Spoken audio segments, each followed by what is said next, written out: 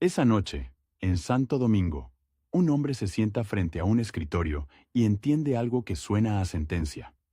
En su país, el poder no siempre se toma, a veces te cae encima como una puerta que se cierra. Y cuando se cierra, puede aplastarte. Lo inquietante es que él no es un caudillo con uniforme, ni un tribuno de plaza pública. Es un abogado, un técnico, un hombre de papeles. Pero en la República Dominicana del siglo XX, los papeles también pueden mancharse de sangre. Rafael Filiberto Bonelli Fondeur nace el 13 de mayo de 1904, cuando la isla todavía respira el aire pesado de las intervenciones, las deudas externas y la política como campo minado. Crece en una sociedad donde el Estado es frágil, y precisamente por eso, la ambición de controlarlo es feroz. En su infancia, el país aprende a desconfiar de los discursos, de los uniformes, de las promesas, y ese aprendizaje colectivo se filtra en la vida privada de un muchacho que observa, escucha, memoriza. No es el tipo de niño que se impone a gritos.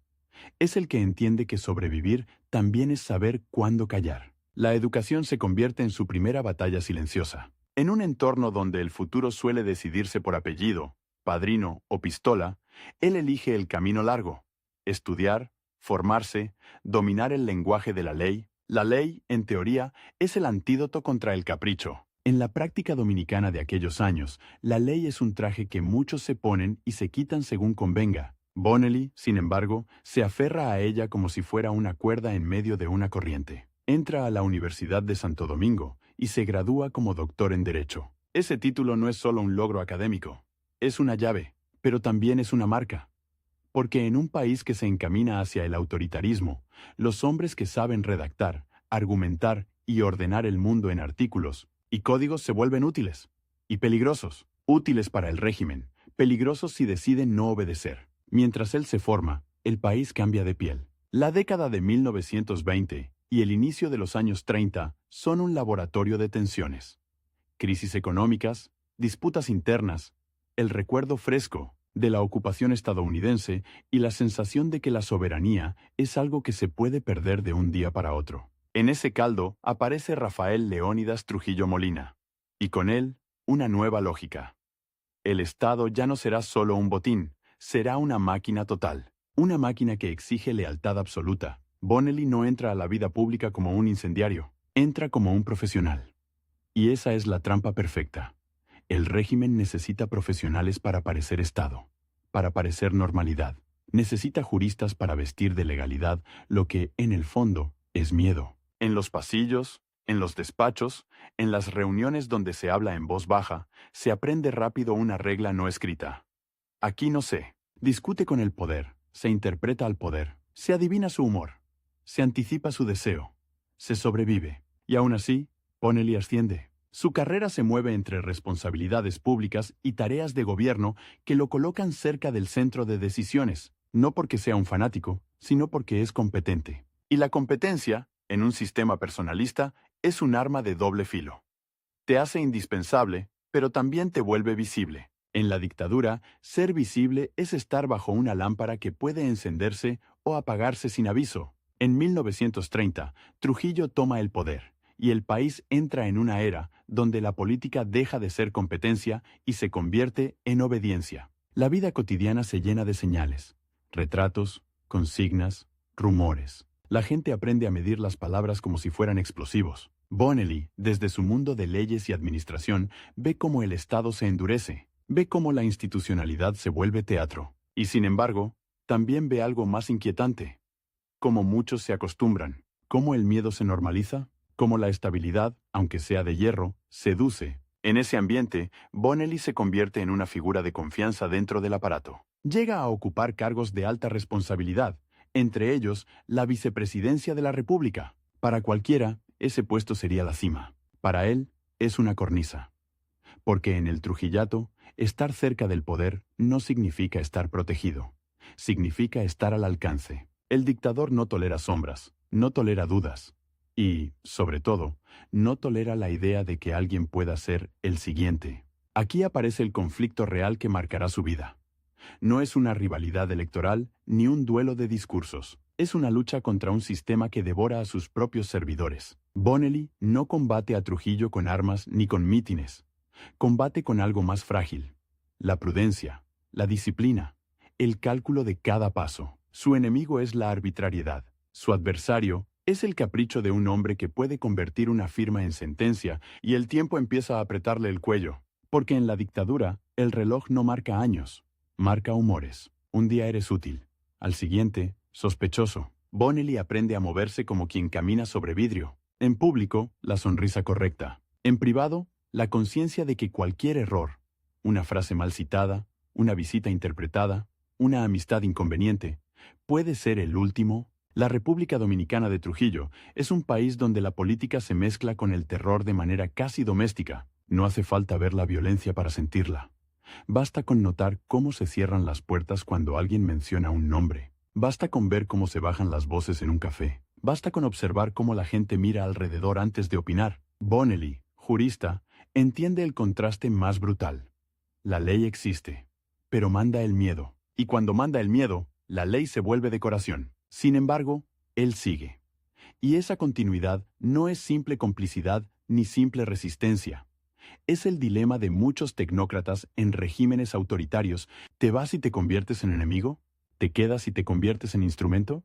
¿Puedes quedarte y desde dentro evitar daños mayores? La historia no siempre ofrece opciones limpias. A veces solo ofrece opciones posibles. En los años 50, el régimen se muestra invencible por fuera, pero por dentro acumula grietas. La presión internacional crece, las tensiones internas se multiplican. La economía, la represión, el culto a la personalidad, todo se vuelve más pesado. Bonelli, desde su posición, ve cómo el país se acostumbra a vivir en una especie de calma artificial, como si la nación entera estuviera conteniendo la respiración. Y entonces, el destino le coloca una cuenta regresiva invisible, porque cuando un sistema así empieza a tambalear, quienes están cerca del centro no tienen tiempo para pensar.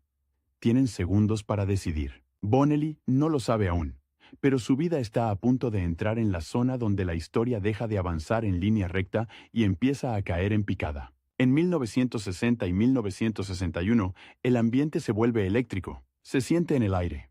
Algo se está rompiendo. El régimen responde con más dureza, como si apretara el puño para que no se le escape el control. Y en esa tensión, cada figura del Estado queda atrapada en una pregunta peligrosa.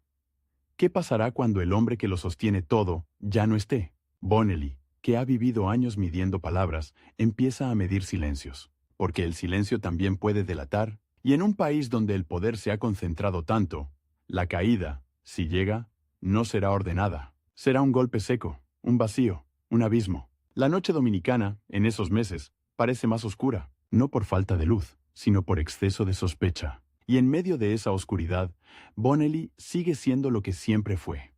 Un hombre de Estado, un abogado que cree en la estructura, incluso cuando la estructura está secuestrada. Su tragedia, y su papel histórico, es que su preparación lo convierte en candidato natural para un momento que nadie quiere vivir. El momento en que el país tenga que improvisar un futuro con las manos temblando. Porque cuando el poder absoluto se rompe, no deja ruinas limpias, deja escombros afilados.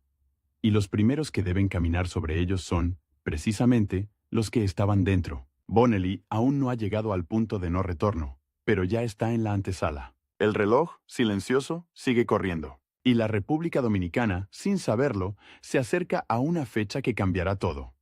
El día en que el miedo pierda a su dueño. Y el país tenga que decidir si puede vivir sin él. El 30 de mayo de 1961 no suena como un día histórico al principio. Suena como un motor que se apaga en una carretera, como un silencio que cae de golpe. Y sin embargo, esa noche, el país entero cambia de temperatura. Trujillo muere a tiros, y con él, muere la ilusión de que el miedo era eterno. Lo que nace en su lugar no es libertad inmediata, es vacío. Un vacío que chupa el aire de los pulmones. En Santo Domingo, las paredes siguen llenas de retratos, pero ya no protegen a nadie. Los mismos pasillos donde antes se caminaba con la cabeza baja, ahora se llenan de miradas que preguntan, ¿quién manda? Y esa pregunta, en una dictadura recién decapitada, es una sentencia flotando en el ambiente. Rafael Bonelli está ahí, en el centro de la maquinaria estatal, con la mente entrenada para el orden y el corazón obligado a sobrevivir. Durante años, su conflicto fue moverse dentro de un sistema donde la ley era un decorado. Ahora el conflicto cambia de forma. El sistema se rompe, Y de pronto, la ley es lo único que podría evitar que el país se despedace. Pero ¿quién la hace valer cuando el miedo se queda sin dueño y los herederos del miedo quieren quedarse con todo? Porque Trujillo no era solo un hombre, era una red. Y esa red no se corta con una emboscada. Se retuerce, se defiende, se reorganiza. Los días posteriores al asesinato son un teatro de nervios. Joaquín Balaguer, presidente formal bajo la sombra del dictador, intenta sostener el timón. La familia Trujillo, con Ramfis Trujillo regresando desde el extranjero, busca venganza y control. Los conspiradores son perseguidos, capturados, eliminados. Se escuchan historias de interrogatorios, de cuerpos que desaparecen, de puertas que se cierran con demasiada fuerza. La dictadura, herida, muerde más fuerte. Y en medio de esa tensión, Bonelli entiende algo brutal. El país está a punto de caer en una guerra interna entre los restos del trujillismo y una sociedad que ya probó, aunque sea por segundos, el sabor de que el tirano puede morir. La gente empieza a hablar un poco más alto. Los exiliados sueñan con volver. Los jóvenes se atreven a reunirse, pero el aparato represivo sigue vivo, y la sangre todavía está fresca. Aquí aparece la cuenta regresiva del protagonista, aunque nadie la anuncie con un reloj visible.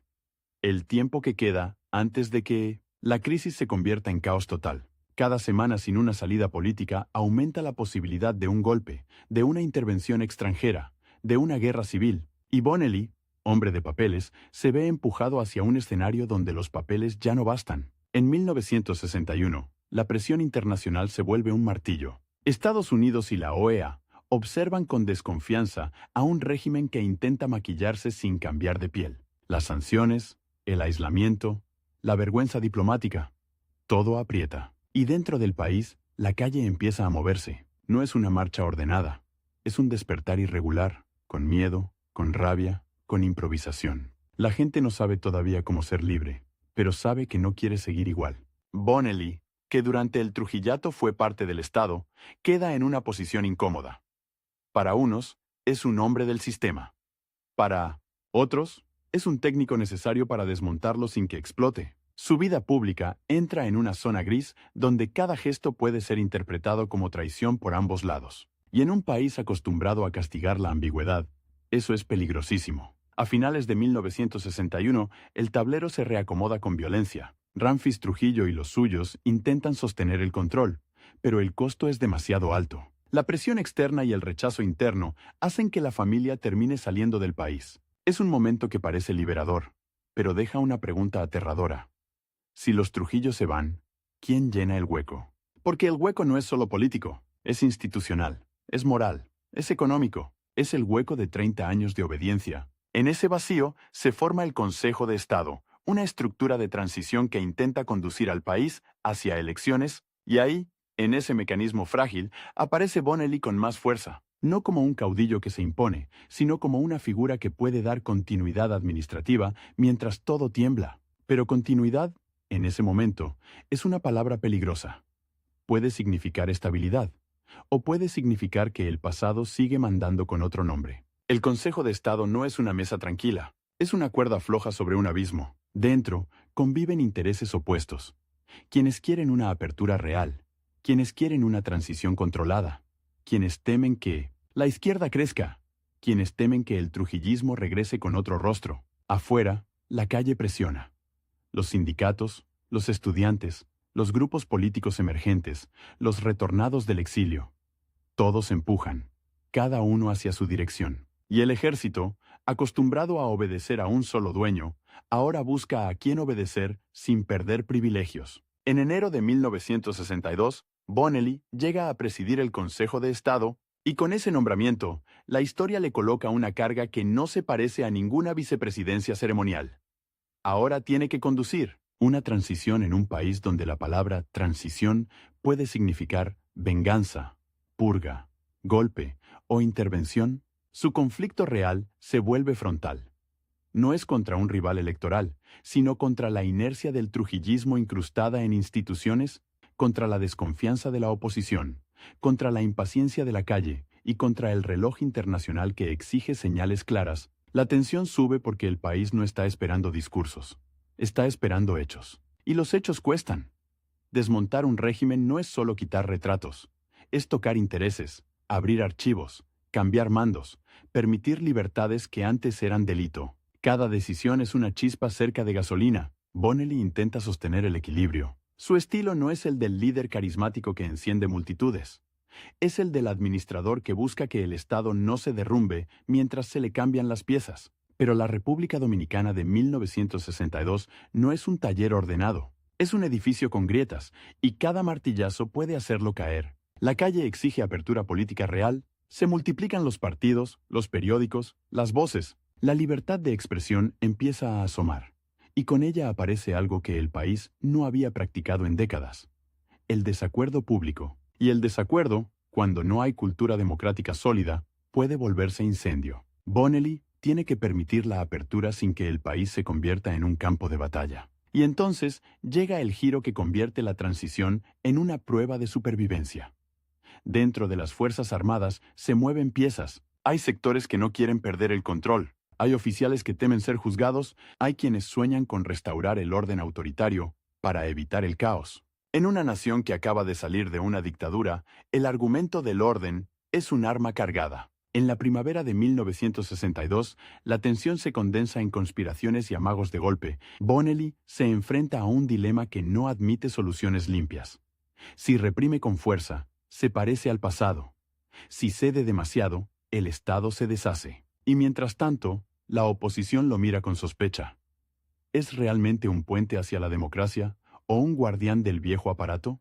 El tiempo, otra vez, se vuelve enemigo. Hay una fecha que funciona como horizonte y amenaza: las elecciones prometidas. Si no se llega a ellas, todo el proceso pierde sentido. Si se llega tarde, el país puede estallar antes. Si se llega sin garantías, el resultado será impugnado. Bonelli no solo tiene que organizar comicios, tiene que convencer a una sociedad traumatizada de que el voto puede reemplazar al miedo. En medio de esa presión, su gobierno de transición toma medidas para abrir el juego político y preparar el terreno electoral. Se busca limpiar, aunque sea parcialmente, el aparato estatal. Se intenta reducir la sombra del trujillismo sin provocar una reacción militar que lo arrase todo. Se negocia, se presiona, se cede en unas cosas para ganar en otras. Es una política de bisturí en un país que solo conocía el machete. Pero el bisturí también corta, y cada corte duele. Hay momentos en que la calle parece a punto de desbordarse. Manifestaciones, choques, rumores que corren más rápido que los comunicados oficiales. En una ciudad donde antes el rumor podía matarte, ahora el rumor puede tumbar gobiernos. Bonelli vive en un estado de alerta permanente. No solo por su cargo, sino por lo que representa. Si cae el Consejo de Estado, cae la idea misma de transición. Y sin embargo, el proceso avanza, con tropiezos, con amenazas, con negociaciones tensas. El país se encamina hacia las elecciones de 1962. La campaña electoral abre heridas y esperanzas. Juan Bosch, figura central del Partido Revolucionario Dominicano, regresa con fuerza simbólica. El intelectual, el exiliado, el opositor histórico. Para muchos, Bosch es la promesa de un país nuevo. Para otros, es el miedo a un cambio demasiado profundo. Bonelli, desde la presidencia del Consejo de Estado, queda en una posición delicada. Debe garantizar que el proceso sea creíble, incluso si el resultado trae al poder a alguien que no pertenece al viejo orden. Y ahí está el punto más dramático de su conflicto con el sistema que lo formó. El sistema trujillista le enseñó que el poder se controla. La transición le exige soltarlo. Las elecciones se realizan en diciembre de 1962. La participación y el resultado marcan un hito. Juan Bosch gana. Para un país que durante décadas solo conoció la obediencia, ese acto, depositar un voto y que cuente, es casi un milagro administrativo y un terremoto emocional. Y para Bonelli, es el final de una carrera de equilibrio sobre el abismo. Entregar el poder sin que el país se rompa. La entrega no es un gesto ceremonial cualquiera. Es una escena cargada de significado. Un hombre asociado al aparato estatal de la era anterior facilita, en la práctica, el paso hacia un gobierno elegido. No borra el pasado, no lo limpia, no lo redime por completo, pero lo empuja hacia una puerta que antes estaba cerrada con candado. El 27 de febrero de 1963, Bonelli deja la presidencia del Consejo de Estado y Bosch asume. En ese instante, el protagonista sale del centro del escenario, pero no sale del peligro. Porque en la República Dominicana, la historia no se detiene cuando se firma un acta. La historia, aquí, suele esperar en la esquina. Y mientras el nuevo gobierno comienza, Bonelli queda marcado por una paradoja que lo perseguirá. Fue parte de un Estado capturado por una dictadura y también fue pieza clave de una transición que intentó devolverle al país la posibilidad de elegir. Para algunos, eso lo convierte en un puente, para otros, en un hombre imposible de clasificar, y en tiempos convulsos, lo inclasificable suele ser lo más vulnerable. Porque el país que acaba de votar no es todavía un país estable. Es un país que aprendió a hablar después de décadas de silencio, pero aún no sabe cómo discutir sin romperse. Y las fuerzas que perdieron el control no han desaparecido. Solo se han replegado, esperando el momento de volver a empujar. Bonelli, que por fin podría respirar, descubre que la cuenta regresiva no terminó con las elecciones. Solo cambió de forma. Ahora el reloj marca otra cosa. ¿Cuánto durará la frágil democracia antes de que el pasado, disfrazado de orden, intente recuperar el futuro? La democracia dominicana nace con una papeleta en la mano y una pistola en la nuca. Y lo más inquietante es que, en 1963, nadie puede jurar cuál de las dos pesa más, porque el país acaba de votar por primera vez en décadas, sí, pero el aire sigue oliendo a cuartel, a expediente escondido, a lealtades, viejas que no se evaporan con un cambio de banda presidencial. Rafael Bonelli ya no está en el centro del escenario. El 27 de febrero, entrega el poder, y por un instante parece que su misión terminó. Conducir la transición. Llegar a elecciones, entregar el mando. Pero la historia dominicana no premia a los que cumplen, los deja en medio del fuego cruzado. Y Bonelli lo sabe. En un país donde el Estado fue una máquina de obediencia durante 30 años, la democracia no se instala. Se disputa. Juan Bosch llega al gobierno con una legitimidad que quema, intelectual, exiliado, símbolo de la oposición, ahora presidente. Para muchos es el amanecer, para otros, sobre todo dentro de sectores militares, empresariales y eclesiásticos, es una alarma. En plena Guerra Fría, la palabra reforma suena para algunos como revolución, y la República Dominicana, todavía traumatizada por el trujillismo, entra en una nueva clase de miedo. El miedo a la libertad. Bonelli observa desde afuera, pero no desde la indiferencia. Su nombre sigue siendo una pieza del tablero. Para los partidarios de Bosch, Bonelli es el hombre que garantizó el proceso electoral, el puente necesario. Para los nostálgicos del orden autoritario, es el técnico que abrió la puerta a un gobierno que consideran peligroso, y para los militares que aprendieron a mandar sin rendir cuentas, Bonelli es una figura incómoda. Alguien que demostró que el poder puede entregarse, y esa idea, para un cuartel, es dinamita. Bosch intenta gobernar con una constitución nueva, con libertades públicas, con límites al poder militar, con un discurso que pone al ciudadano por encima del uniforme. Y ahí empieza el verdadero conflicto del país. No entre partidos, sino entre dos modelos de autoridad. Uno, el de la obediencia vertical heredada del trujillismo. Otro, el de la legalidad democrática que todavía no tiene músculos. La tensión sube rápido. En las calles hay entusiasmo, pero también hay provocación. En los cuarteles hay inquietud.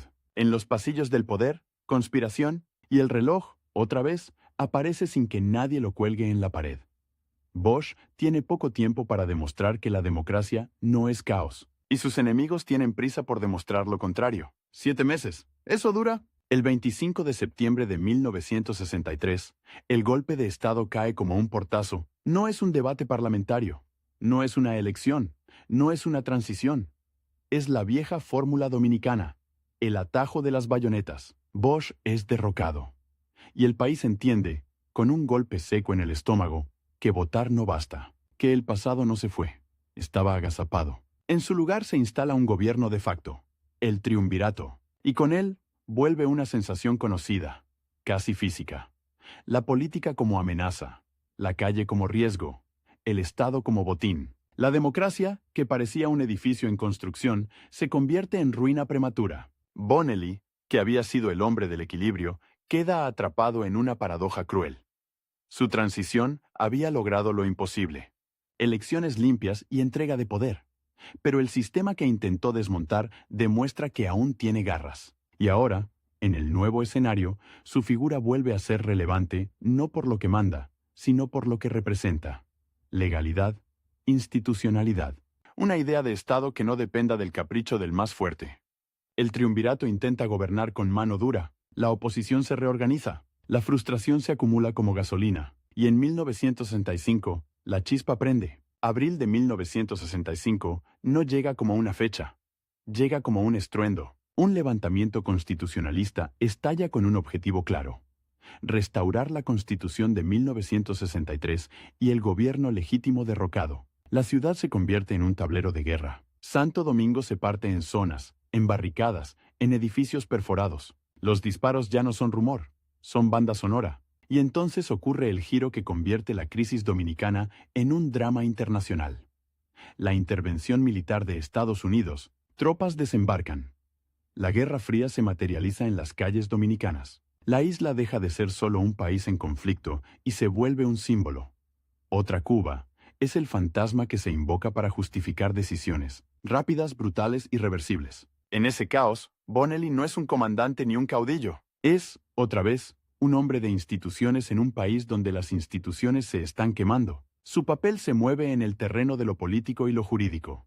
La búsqueda de una salida que no sea simplemente la victoria de un bando armado, sino un arreglo que permita volver a un orden constitucional, pero negociar en medio de una guerra civil es como escribir con tinta sobre agua. Todo se borra, todo se contamina. La República Dominicana vive días de imágenes imposibles. Calles con barricadas hechas de carros volcados, edificios con ventanas, como cuencas vacías, familias escondidas mientras afuera se decide el futuro a tiros. Y en medio de eso, la pregunta vuelve con más fuerza que nunca. ¿Quién manda? ¿El pueblo? ¿Los militares? ¿Los extranjeros? ¿La legalidad? ¿La fuerza? Bonelli, con su trayectoria, queda asociado a una idea que en esos días parece casi ingenua: que el país puede salir del abismo por la vía de acuerdos, elecciones y normas. Pero esa idea, precisamente por ser frágil, se vuelve valiosa, porque cuando todo se reduce a ganar, alguien tiene que recordar que gobernar no es conquistar, es sostener. La salida que se impone es política, pero nace del cansancio y del miedo. Se negocia un gobierno provisional que conduzca a elecciones en 1966, y ahí aparece otra figura que marcará el siguiente capítulo dominicano: Joaquín Balaguer, el sobreviviente por excelencia, el hombre que sabe moverse entre ruinas. Bonelli participa en la vida pública en esos años como referente institucional, como voz con peso en un país donde la memoria reciente es una herida abierta. No es el protagonista del poder, pero sí un actor de la escena política que intenta reordenarse. Su conflicto, el mismo de siempre, se vuelve más íntimo y más duro. ¿Cómo defender la legalidad cuando la legalidad ha sido derrotada por la fuerza una y otra vez? ¿Cómo hablar de reglas cuando el país ha aprendido que las reglas se rompen? Balaguer gana las elecciones de 1966 y comienza un largo periodo de gobierno marcado por estabilidad relativa, crecimiento en ciertos sectores y también por represión, persecución y violencia política. Para muchos dominicanos, el orden vuelve a tener un precio en sangre, y la democracia, otra vez, se parece demasiado a una jaula con pintura nueva. En ese contexto, Bonelli se mantiene como figura pública vinculada a la política y al derecho, con una reputación de hombre formal, de Estado, de procedimientos, pero esa reputación no lo protege del clima de la época. En los años de Balaguer, la disidencia se paga caro, y la prudencia se convierte en una forma de supervivencia. Bonelli no es un agitador, es un institucionalista, y aún así, en un país polarizado, incluso la moderación puede ser vista como amenaza o como complicidad, según quien mire. Lo que Bonelli había intentado en 1962, una transición ordenada hacia elecciones, se convierte, con los años, en un recuerdo casi mítico. Un breve momento en que el país pareció capaz de cambiar sin romperse. Pero la historia posterior lo ensombrece, y ahí está el golpe emocional de su biografía. Su mayor logro no fue construir un régimen duradero, sino abrir una puerta que otros cerraron a patadas. Sin embargo, esa puerta abierta deja marcas, porque aunque la democracia dominicana sea interrumpida, deformada, golpeada, la experiencia de votar en 1962 y de ver una entrega de poder real queda en la memoria colectiva como prueba de que es posible, y Bonelli, con todas sus ambigüedades, queda ligado a esa prueba. En los años siguientes, su figura se vuelve más silenciosa, menos central, pero no irrelevante. En un país donde la política suele escribirse con nombres de caudillos, Bonelli representa otra cosa: El funcionario que, en el momento más peligroso, eligió el camino menos heroico y más difícil, el de organizar, ceder, garantizar, firmar, sostener. No suena épico, pero en 1962, sostener era una forma de valentía, y mientras el país sigue su curso entre promesas y sombras, Bonelli carga con una verdad que pocos quieren mirar de frente. La transición dominicana no fracasó por falta de elecciones, fracasó porque el poder real, el de las armas, el de los intereses, el de los miedos, no aceptó perder. Y esa es la batalla que define su época. No la batalla por ganar un cargo, sino por lograr que el cargo signifique algo. El tiempo, que en 1962 era una cuenta regresiva hacia las urnas, ahora se convierte en otra clase de reloj. El reloj biográfico. Bonelli envejece en un país que cambia y repite patrones, que moderniza fachadas y conserva reflejos autoritarios, y cada año que pasa hace más evidente el contraste. Él fue el hombre que entregó el poder. En una nación donde entregar el poder suele ser considerado una debilidad, pero esa debilidad es, en realidad, el núcleo de su legado político. Demostrar que el Estado puede funcionar sin un dueño absoluto, que la autoridad puede ser temporal, que la ley puede ser más que un decorado. Aunque el país tardara décadas en acercarse de nuevo a esa idea, la semilla quedó plantada en el momento más improbable. Justo después de la muerte del dictador, cuando todo invitaba a la venganza y al caos. Y así, mientras la República Dominicana atraviesa golpes, guerras internas, intervenciones y gobiernos duros, la figura de Rafael Bonelli permanece como una sombra particular en la historia. No la sombra del tirano, sino la del administrador que, por un breve tramo, sostuvo el puente sobre el abismo. Un puente que tembló, que casi se cayó, que otros dinamitaron, pero que existió, y en un país acostumbrado a que la historia sea una cadena de imposiciones, el simple hecho de que ese puente haya sido real es, todavía, una provocación. Hay una forma de morir dos veces. Una, cuando el corazón se detiene, y otra, cuando el país decide que tu nombre ya no sirve para pelear ninguna batalla. Rafael Bonelli lo descubre en silencio, sin cámaras, sin escoltas, sin banda presidencial, porque en la República Dominicana de Balaguer el pasado no se archiva, se vigila. Y el hombre que una vez sostuvo el puente sobre el abismo, ahora camina por la orilla, con una pregunta clavada como astilla. ¿De qué sirve haber entregado el poder si el poder volvió a aprender a no soltarse? Después de 1966, el país entra en una calma rara, una calma con dientes. Hay carreteras nuevas, edificios que suben, cifras que se muestran como trofeos. Y al mismo tiempo, hay listas negras, persecuciones, desapariciones, miedo. La política se vuelve un idioma de susurros. En ese clima, Bonelli no es un caudillo ni un conspirador. Es, sobre todo, un jurista con memoria. Y la memoria, en tiempos de orden autoritario, es un acto peligroso. Su vida pública se reacomoda. Ya no está en el centro del poder, pero tampoco se retira del todo. Participa en espacios institucionales, opina, escribe, se mantiene como referencia de legalidad para quienes todavía creen que la República Dominicana puede ser algo más que un péndulo entre cuartel y urna. Su nombre aparece como el de un hombre serio, formal, de Estado. Es un elogio que suena limpio, hasta que uno entiende el subtexto. En un país donde la política se decide a golpes, ser formal es casi una acusación de ingenuidad. Y sin embargo, Bonelli no se permite el lujo de la ingenuidad. Él ya vio cómo se derrumba una constitución en 7 meses, ya vio cómo una ciudad se parte en dos y cómo tropas extranjeras pisan el malecón. Ya vio cómo la palabra transición puede convertirse en una trampa semántica. Parece avance, pero a veces es solo una pausa antes del siguiente choque. Por eso su conflicto, en estos años, no es con un rival visible, sino con un sistema que castiga la coherencia. Su enemigo es la lógica del miedo, esa que exige obediencia, esa que convierte la prudencia en autocensura, esa que te empuja a callar para sobrevivir. Y aquí aparece el límite de tiempo, el reloj íntimo que no se negocia.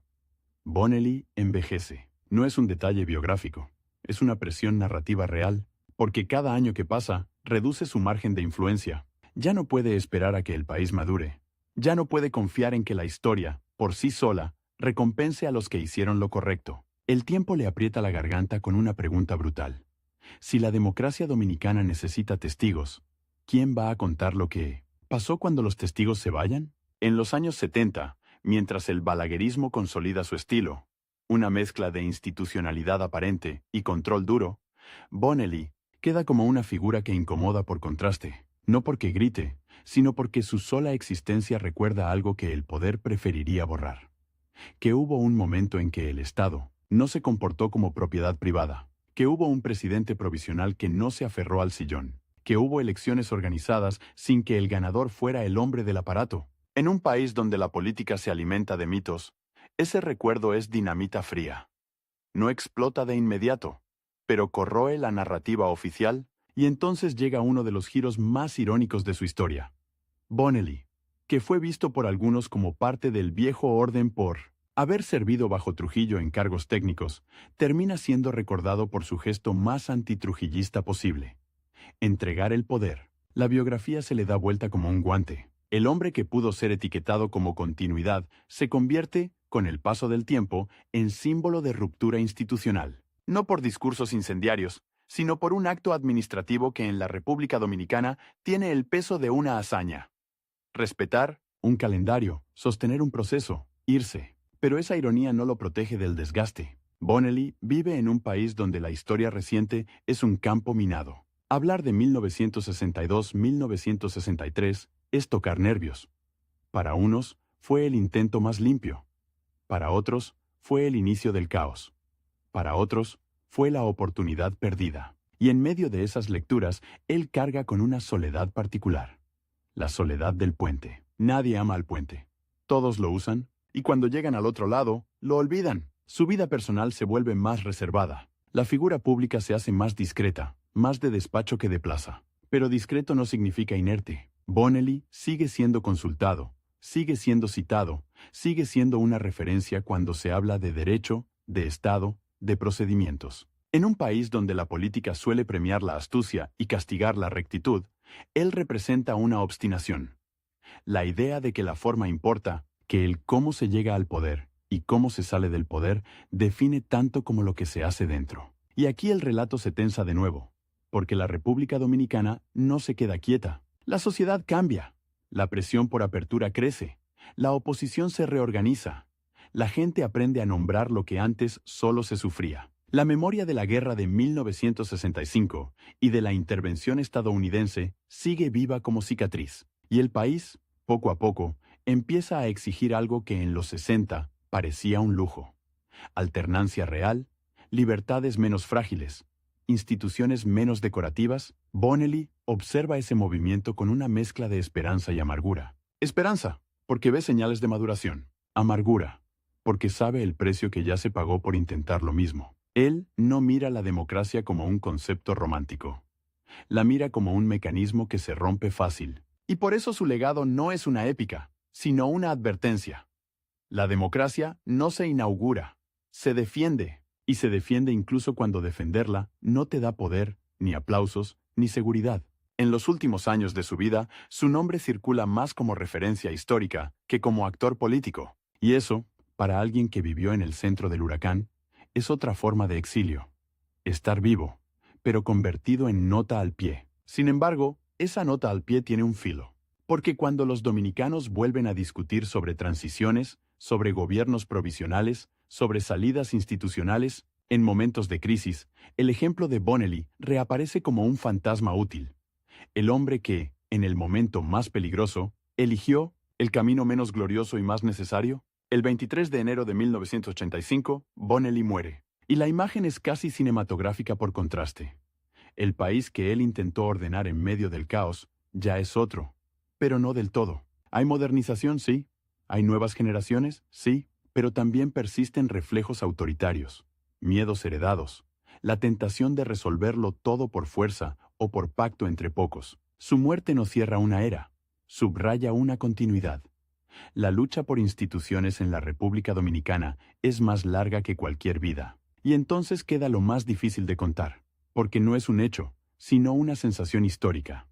Bonelli no dejó un bonelismo, no dejó un partido que lo idolatrara, no dejó una doctrina con su apellido, dejó algo más incómodo, un estándar, un punto de comparación, un se pudo que persigue a los que vinieron después. Porque si una transición fue posible en 1962, justo después de una dictadura de 30 años, entonces la excusa de la imposibilidad se vuelve más difícil de sostener. Su legado, al final, no está en grandes obras ni en discursos memorables, sino en una escena que parece simple, y por eso es tan poderosa. Un hombre firmando, organizando, garantizando, y luego apartándose. En un país donde el poder suele ser una adicción, él mostró que también puede ser un encargo temporal. Y esa idea, en la historia dominicana, es casi subversiva. Quizá por eso su figura sigue provocando debates, porque Bonelli obliga a mirar una verdad que incomoda a todos los bandos. Que la democracia no fracasa solo por culpa de los dictadores. También fracasa cuando la sociedad acepta que la fuerza es más eficaz que la ley. Él fue el hombre que intentó invertir esa ecuación, aunque fuera por un tramo corto, y aunque otros dinamitaran el puente, el hecho de que el puente existiera cambia la memoria del país. Al final, Rafael Bonelli queda como una paradoja viva incluso después de muerto. No fue el líder más carismático, ni el más amado, ni el más temido, pero en el instante exacto en que la República Dominicana podía volver a hundirse en la venganza o en el caos, él sostuvo una salida institucional. Y esa salida, aunque no garantizó el futuro, dejó una marca indeleble. La prueba de que el poder puede obedecer a un calendario, y no al capricho de un hombre. Y si hoy su nombre a veces suena lejano, basta imaginar la escena contraria para entender su peso. ¿Qué habría pasado si en 1962 el presidente provisional decidía quedarse? ¿Si convertía la transición en otro régimen? ¿Si el puente se transformaba en trampa? La historia dominicana está llena de esos sí convertidos en tragedia. Bonelli, por una vez, eligió el no. No al aferramiento, no al atajo, no a la tentación de ser imprescindible. Esa es su herencia más rara y más valiosa. Haber demostrado que, incluso en un país acostumbrado a la pistola en la nuca, la papeleta puede pesar, aunque sea por un instante, aunque cueste décadas volver a intentarlo,